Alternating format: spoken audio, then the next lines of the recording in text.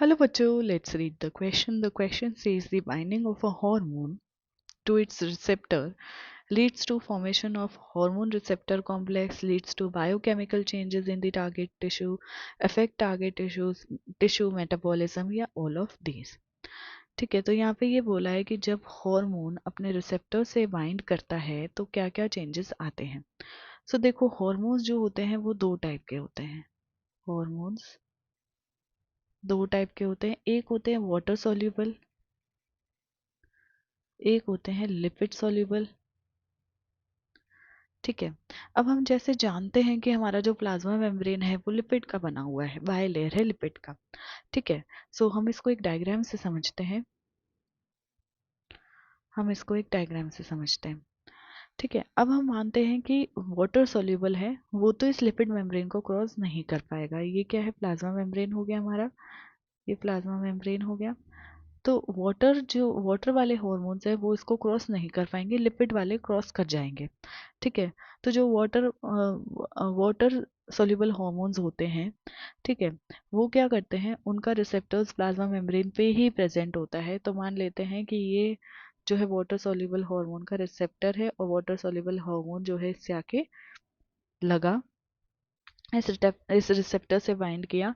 तो रिसेप्टर से बाइंड करने पे जो है अंदर अंदर मैसेज जाता है. सेकेंडरी मैसेजर्स जो होते हैं वो मैसेज लेके जाते हैं.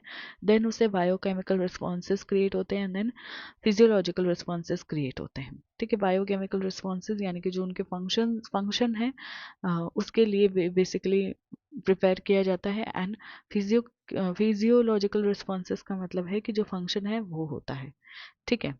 सो ये तो होता है जब वाटर सोल्यूबल हार्मोन की बात करें. लिपिड सोल्यूबल की बात करें तो लिपिड सोल्यूबल में मान लेते हैं कि ये हार्मोन है जो कि लिपिड सोल्यूबल है, वो डायरेक्टली चला जाएगा, उसका रिसेप्टर जो है वो न्यूक्लियस के अंदर प्रेजेंट होगा. ठीक है. तो मान लेते हैं कि ये रिसेप्टर जो है वो न्यूक्लियस के अंदर प्रेजेंट है. ये ठीक है. अब ये यहाँ पे जब न्यूक्लियस में आएगा, इस रिसेप्टर से बाइंड करेगा, तो ये बनाता है हार्मोन रिसेप्टर कॉम्प्लेक्स. ये बनाता है हार्मोन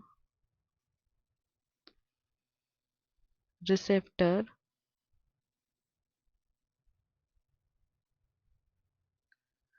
कॉम्प्लेक्स. ठीक है. हार्मोन रिसेप्टर कॉम्प्लेक्स फॉर्म करता है. ये हार्मोन रिसेप्टर कॉम्प्लेक्स जो है अल्टीमेटली हमारा जो जेनेटिक मटेरियल है या जो एमआरएनए है, सॉरी, जो जेनेटिक मटेरियल है वो फॉर्म करता है. देन एमआरएनए फॉर्म होगा, देन उससे प्रोटीन फॉर्म होगा, and ultimately physiological responses create हो जाते हैं. ठीक है. तो जब हार्मोन रिसेप्टर से बाइंड करता है तो हार्मोन रिसेप्टर कॉम्प्लेक्स बनता है, ये करेक्ट है. बायोकेमिकल चेंजेस होते हैं, ये भी करेक्ट है. और टारगेट टिश्यू का मेटाबॉलिज्म होता है, ये भी करेक्ट है. तो हमारा जो करेक्ट ऑप्शन चला जाएगा वो चला जाएगा all of this, option number 4. इसके रिगार्डिंग इन्फॉर्मेशन आपको 11th की न्यू एनसीईआरटी में पेज नंबर 247 248 पे मिलेगी.